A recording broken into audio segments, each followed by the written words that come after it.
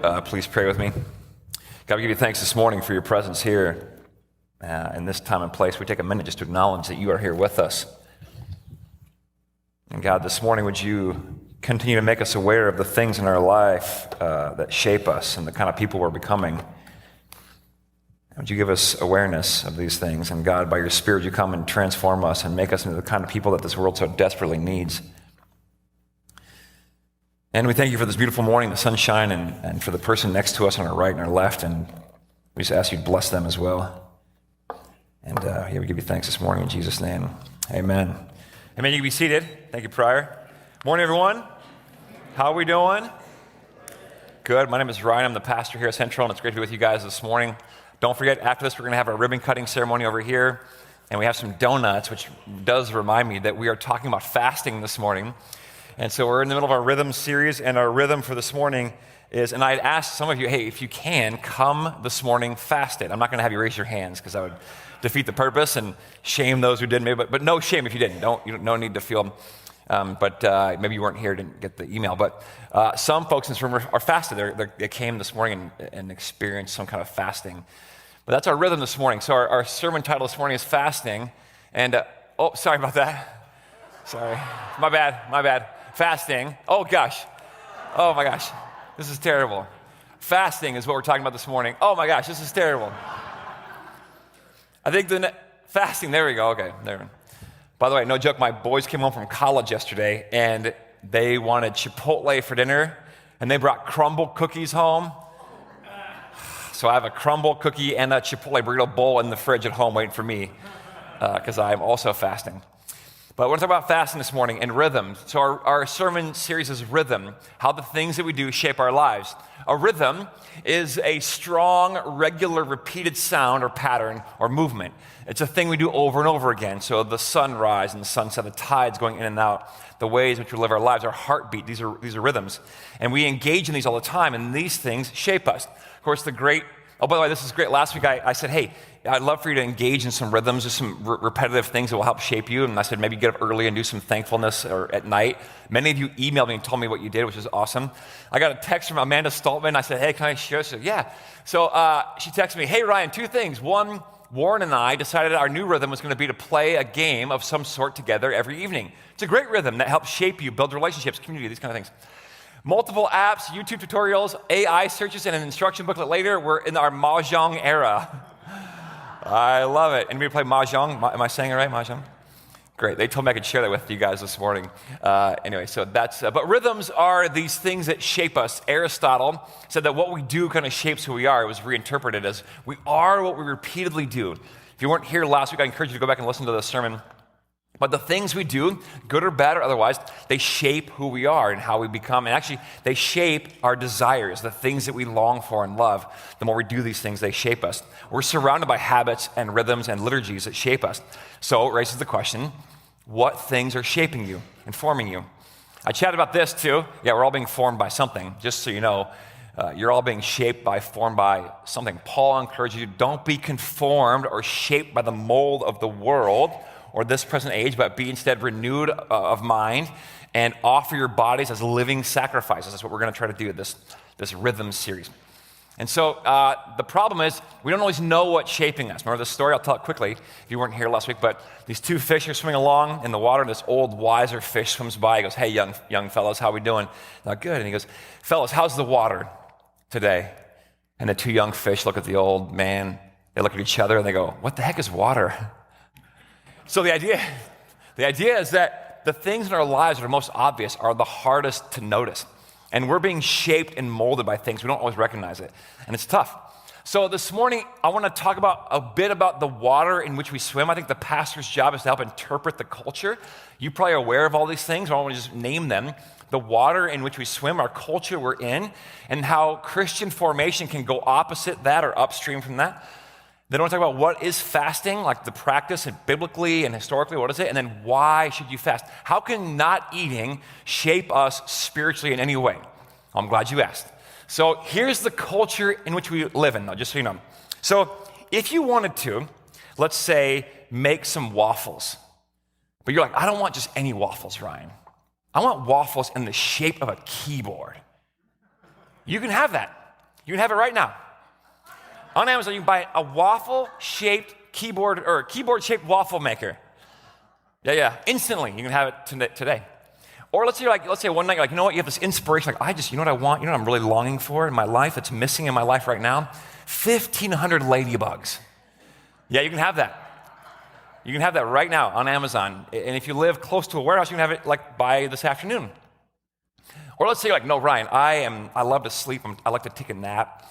But I want like a nice pillow, not any pillow, but I want a nice pillow shaped after my favorite food, a beautiful salmon fillet pillow. Yeah. You can have that. This is for when your comfort levels are below sea level. Ooh, yeah, that's what this is for. And let's say, when you want something like that, you can have it. What about when you want to learn how to dance, but you want it to be holy and sanctified dancing? You can have this book, Dancing with Jesus. I'm not kidding. You have it on Amazon tonight. This is for those of you that your dancing is so bad, it's a sin. Oh, man, these jokes are just going to get better and better all morning long. Yeah, you can have it instantly. Almost anything at your fingertips. You can order it, and it's there almost immediately. You can have it. Now, maybe you can't afford this $95,000 beautiful painting of the Chechen Republic leaders, but you can have it if you wanted to. This is a painting of the Chechen Republic leaders on sale right now at Amazon for $95,000. Now, maybe you can't afford that, but if you wanted it, you could do it, and if you could afford it, you could have it almost immediately. Now, I know you know this. We live in unprecedented times where you can have almost anything to your fingertips. And it raises the question, then, I think we should ask. This is how we become aware of the water in which we swim. What is this doing to us? The days of Amazon, of Uber. I can have a ride instantly in my house, Uber. I can have food, Uber Eats, instantly. I can stream any movie, TV show endlessly if I wanted to. It's at my fingertips. I can have a dopamine hit any moment I want it. Dopamine hit after dopamine hit after dopamine hit. In fact, we can avoid boredom like never before in human history. We can avoid boredom instantly if we wanted to. That's the water in which we swim. What is this doing to us, though? How is this shaping our souls, our lives, and our desires? How are these rhythms shaping the kind of people we're becoming? We live in a culture of indulgence, friends. Not only can you indulge, we're told and we're taught it's actually a moral virtue to go ahead and indulge. Why would you stop yourself? You should indulge. This is good for you. You can have it. If you want it, you can have it. Go for it. And we live in a world that's genuinely crafted by engineers, brilliant people, for you to consume stuff. They're in labs building things for you to consume them. You know this already, but the food industry figured this out a long time ago. They make foods that are addictive. That when you eat them, that's why you can't eat just one Lay's potato chip. They're engineered to not just eat just one. Foods. We have pills to sort of cure any ailment. Just one little pill, you can kind of cure almost anything. And products that are designed to kind of fit your hand or to be used and indulge in your every whim. And it's incredible. In fact, if you sneeze near your phone is like, oh, based on your respiratory needs, I'm going to send you a 12-pack of Himalayan sea salt infused Kleenexes, same-day delivery. What's happening? Now, I'm not opposed to these things. It's just whatever. It is what it is. It's the water in which we swim. But what is this doing to us? How is it shaping us? One of the things it does is it actually disconnects us from our body's natural rhythms, because we can have anything. So it's sort of our spirit, our body, and our mind, it's all kind of becoming disconnected. And so we live in a time of disembodied spirituality as well. And this goes back a long ways, but our spirituality, our internal lives, our soul lives, are disconnected from our bodies and our rhythms that our bodies have. Back in the ancient world, that was not the case. In the ancient world, we had rituals.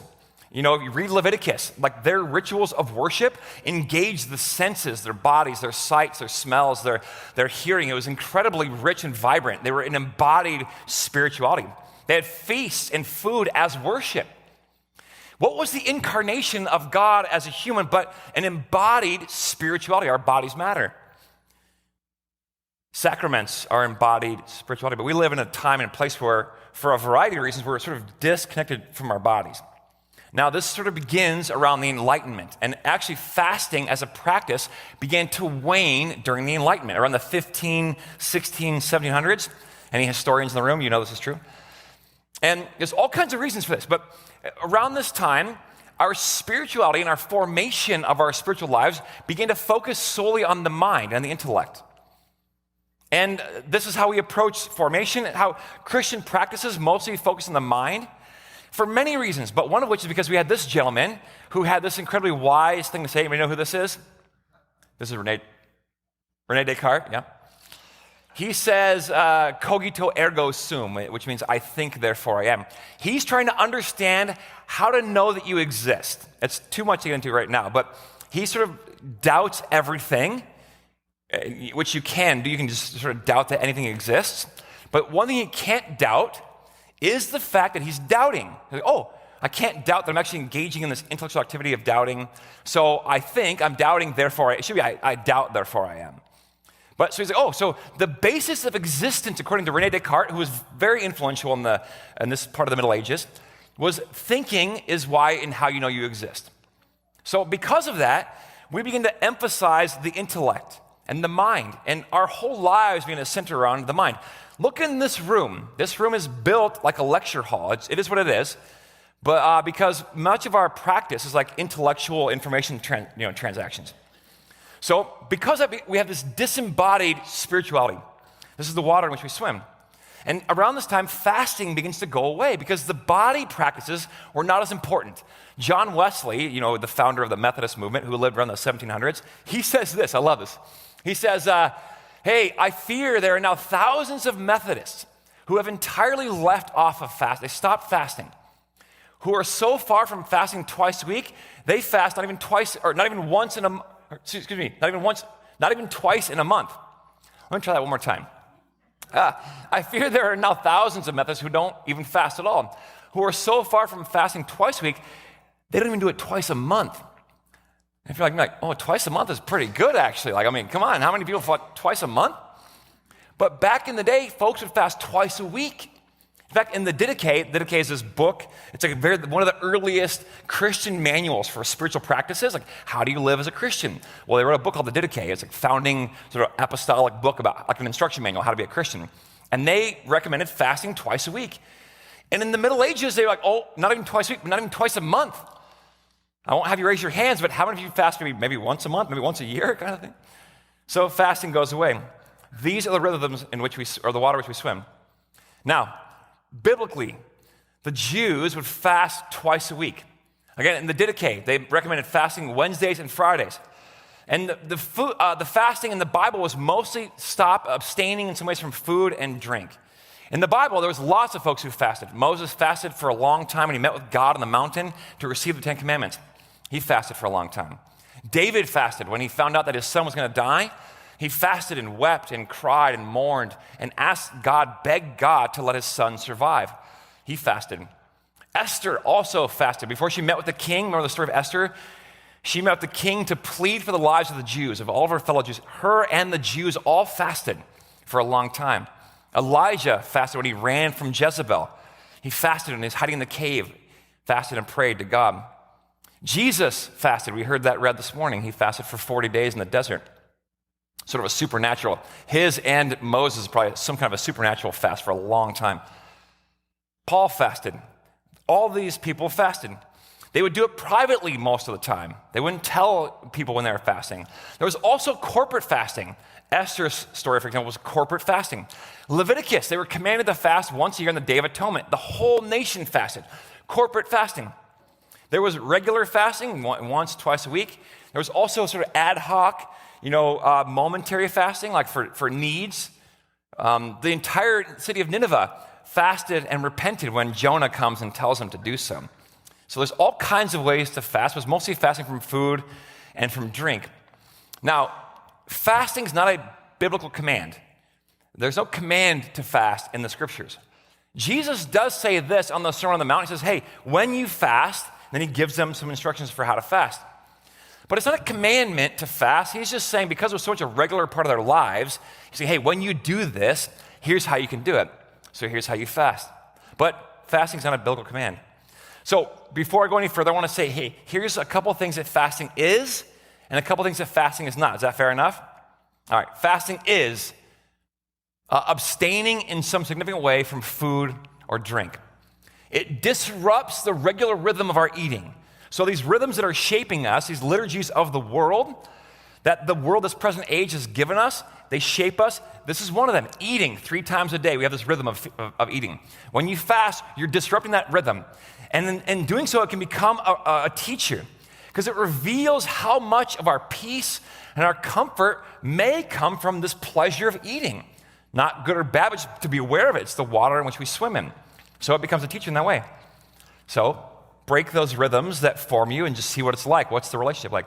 It's also about formation, not through the brain, as in like the Middle Ages on, but through the stomach. So it's an embodied spirituality. So this can demonstrate how clever our body is in getting its own way. When you're hungry, you're like, I gotta eat. Yeah, it's the body asking for its own way. And sometimes we're hungry, we're not actually hungry, you don't need food, but so through fasting, you begin to have like this spiritual formation through the stomach and realize, because it demonstrates, how much of my body demands its own way and how much I give into it. Fair enough? All right, fasting is not dieting. I know it's lake season and beach season. We all want to look good in our bikinis. Well, not we all, but some of us. I will wear shorts, not a bikini. It's not dieting. We're a culture obsessed with image, and I get it. I'm not going to go into a lecture about image and positivity. I'm just saying it's not dieting. It's not a way. Now, there is fasting as a diet, like in the culture today especially, like intermittent fasting. By the way, fasting was for a long time thought to be harmful for the body. It's actually not. Now, too long of it, yes. Or for those of us in the room or that you know who have an unhealthy relationship with food and maybe have suffered from different eating disorders, that's different. I don't mean that. That's unique, and that might be not the best rhythm for you to engage in. But in general, it's not dieting. It's formation. It's spiritual formation. It's not just dieting. It's also not earning anything. You're not trying to like get God's favor and love. You already have His love. He already died on the cross for you. It's already finished. Your salvation is fine. You're not earning salvation. We wake up in the morning not to make the sun rise, but so that we're awake to see it rise. So it's also you're not negotiating with God for things, like trying to strong-arm God, like, Lord, it's been 36 hours, no tacos for me. How about that Tesla I was asking for, God? The one with autopilot, so I can literally let Jesus take the wheel, that Tesla. You're not earning, you're not strong-arming God, you're not coercing God. It's not that at all. It's formation. It's waking up to the water in which we swim. It's abstaining from food in these ways to break the rhythm and to sort of see what's there.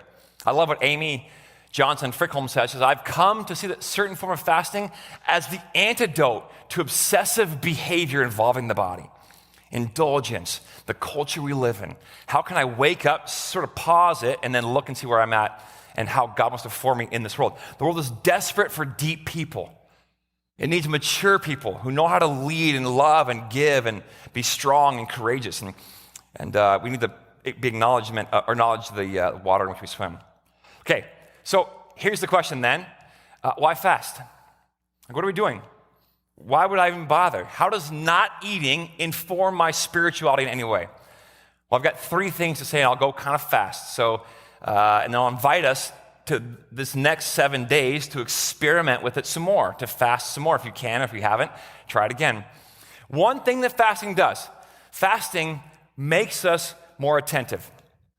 So some of us don't know who we really are. We don't know ourselves all that well. Fasting can kind of help us understand ourselves a little bit better. Like, who am I? And what's going on inside of me? And where is my heart pointing?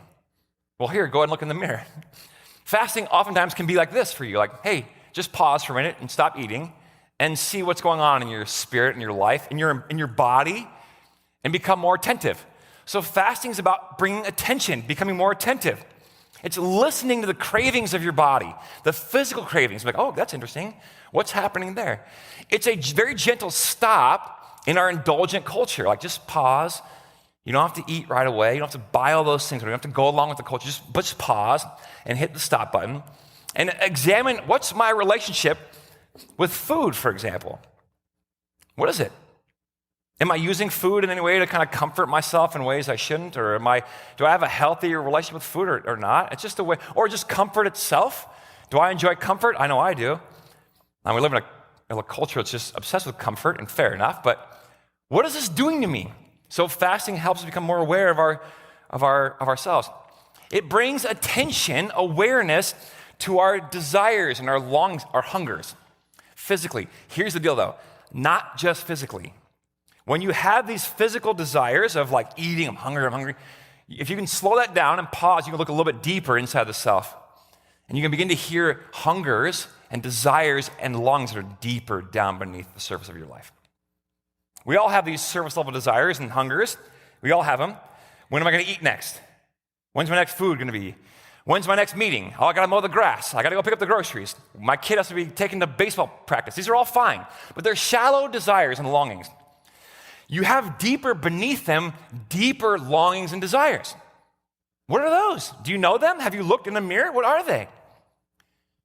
What do you desire for and long for deep beneath? Fasting, in many ways, is withholding surface level desires so you can listen to your deeper desires. Does that make sense? Because we're obsessed with these shallow ones, and there's a lot going on. Many folks live up here. They don't go deeper. I long to be a good person, to raise healthy kids, to have a life of meaning, to give myself away, to be a valuable member of our community, to have deep friendships, to be a good husband and love my wife, and to serve all of you. These are deep longings I have. I also I deeply long for meaning and goodness and justice. These are deep longings. And what are they saying to me?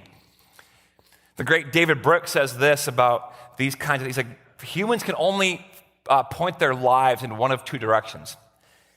He said we can either live for our resume or we can live for our eulogy. You can't do both, he says. And our culture is obsessed and overemphasizes the resume. Things like success, your IQ, your empire, your productivity, your achievements. We love to build our resume, don't we? And the problem is we do this at the expense often of our eulogy. Eulogy values are things like community, goodness, strength, compassion, justice, courage, faithfulness. So what are we doing? Where is our attention going? Are we building resumes or eulogies? Jesus' response to the devil when he comes is, by the way, we should ask the question, at least, what are my deep desires and longings? What are yours? The deep ones, not just for the next meal, that's fine, those are fine, but what are your deep ones? Jesus responds, I love this. He says, again, the devil takes him to a very high mountain and shows him all the kingdoms of the world. This is resume building, if you ask me. He's like, hey, all this I'll give it to you if you bow down and worship me. Most of us are like, yo, I'll take it, thank you. How's that for a fat resume? Jesus knows better, though. He's like, hey, listen, the deep longing was not to have an empire. He didn't want that. He had a deeper desire, longing.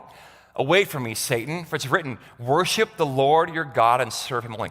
Jesus knows his meaning comes from God alone, not from the empire building. So, how can we be more aware? What are our deep longings? How can fasting make us aware of the shallow ones and also the deeper ones? What kind of a life we're living? The second thing is this. Fasting can also give us freedom, believe it or not. As oftentimes these rhythms can help free us up. Because when you fast, you immediately become aware of all the most prescient symptoms. Like, I feel a little dizzy, I'm hungry, I feel like I might pass out, I think I'm starving to death. No, you're okay, it's fine. But immediately all these symptoms come to the surface. Why? Because we have these attachments to the rhythm of eating. So fasting can slow it down. So Frickholm says, I love it. She says, as I meditated on the panic that set through in that morning, when you first begin to fast, you might have this panic sense. I could see all the ways that I use food for comfort, to assuage boredom, to ease fear in social settings, or to compensate for feelings of loss.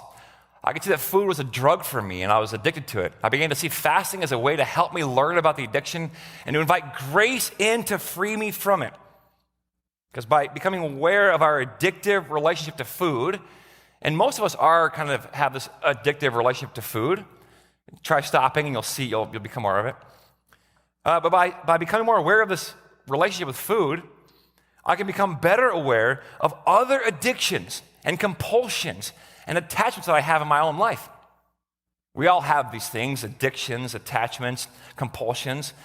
These are things that I do without thinking, things that I do without the care or concern for others or even myself. They occupy my time, my focus, my energy. If your whole day is built around a thing that's an addiction or an attachment or a compulsion, and fasting can help you be aware of those and set you free. Now, coffee is a wonderful thing. I love me some coffee. You might say I'm addicted to coffee, but I've learned this about myself because I've done some digging. I'm not so much addicted to coffee as I am the sensation that caffeine gives me. Coffee is whatever. I have this deep longing that I assuage, that I numb with coffee, or that I want to be alive. Like, I want to feel things. Like, I can't handle being bored. I can't handle like having a blasé bored. I gotta have like everything to the 10s or 11s. Ask my wife or ask Sonia. I'm like, no, we gotta do 10 of it. I gotta feel I have this probably sometimes unhealthy attachment to like having to feel, sense everything and be alive and have all the feelings and the emotions. It's like this thing I have. That's my confession to you. Now, coffee's not bad or good. It's fine. I mean, coffee is good, but coffee's fine. But I notice in my own life I have these addictions that I try to numb out my sense of, actually, it's sort of my existential dread that lives deep in there that I'm trying to, but that's for my psychotherapist. But anyway, moving on. And if we're not careful, these compulsions, these addictions can make us into robots where we just do things without thinking about it, without exploring it. And we're not free. Addictions and compulsions and attachments, they're like idols that we worship that promise freedom, but they only enslave us. So, what are your attachments? You don't have to say it out loud. What are they? Do you know what they are? As you fast and become aware of them, over here, like, what are my deep desires and longings? Over here, it's like, what am I addicted to in an unhealthy way? What are my attachments? Jesus says this, I love it. That same story. It says, he was led by the Spirit to be tempted, and hey, if you're the Son of God, turn these stones into bread. And if you're in here fasting this morning, maybe you could use some bread. Like, oh, that would be. He'd been fasting for 40 days, and he was hungry. He was physically hungry. And food can be an addiction. I got to have it. But he says to him, no, man shall not, or woman shall not live by bread alone. These attachments cannot give us life. They can't. I need every word that comes from God to feed me and sustain me. Fasting can sort of show us that. The last thing is this. Food and fasting can teach us about compassion. Compassion. So we live in a connected world. I eat, so does the entire world. We all eat, right? Raise your hand if you eat on a regular basis. Fair enough. Half of you. The other half of you owe me what's the secret? I don't know how you're living. Yeah, we all eat. This is one of my favorite snacks. I get it from Target. Where's Greta? Yeah, Greta. I see Greta every Friday at snack. These are wild protein chips made with chicken breasts and egg whites and chicken bone broth. Oh, they're delicious. They're really good. 13 grams of protein. I'm kind of a weirdo when it comes to my food. I eat weird things. We all eat, but here's the thing. Most of the world doesn't eat how I eat. They don't. And fasting can teach us about how to have compassion. Because most of the world lives in the state I'm in now. I'm hungry now, and I'm thinking about where's my next meal. Maybe you're hungry. Where's my next meal?